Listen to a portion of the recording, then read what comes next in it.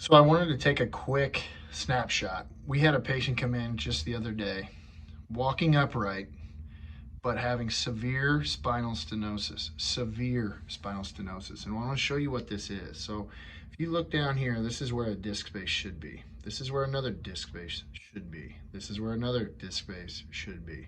This is, you can see this massive amount of arthritis right through here, the osteophytes going back into the IVF where the nerve comes out. You can see this person is standing upright. So they are folding forward here. This is them standing up as best they possibly can. So what they have done over time is, and you get some calcification of the aorta, etc. And you can see all of this white arthritis back here in these facet joints. Now this person is in severe pain. What have they been doing up to this point? Getting steroid shots. That's what they've been doing up to this point. Are those steroids healing this tissue? Absolutely not. What is this patient able to do? They would be lucky if they could even have surgery now. So what we've got to do is get as much motion as we can to this spine to help this person stay ambulatory. No amount of steroid injections are going to help this person walk better.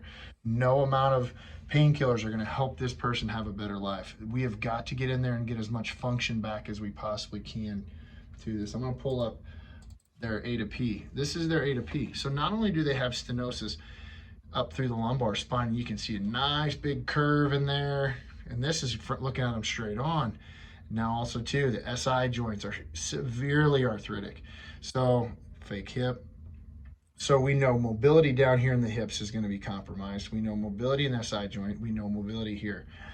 Now the problem is for this gentleman is he's going to live 10 plus years minimum, barring some unforeseen craziness. So why let your spine get like this? Go see someone locally that can get your spine moving, keep your spine moving. If you have disc issues, don't let them get bad. If you are already seeing arthritis in there, do not let it progress to something like this.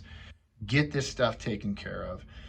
Whomever you go to, get these joints opened up, get that spacing, keep the discs healthy. Do this at 20, 30 years old. So that way when you're 50, 60, 70 years old, you're not leaning forward and having a heck of a time trying to get around, pain down your legs, weakness in your legs, etc., etc. So get this taken care of before this becomes a huge issue. Steroids and pain management do not address the function, and the function is what has to be restored for this spine not to end up like this early on. Now, it's going to be very difficult. It's doable, but it's going to be difficult. But he's in the right place. Have a blessed day.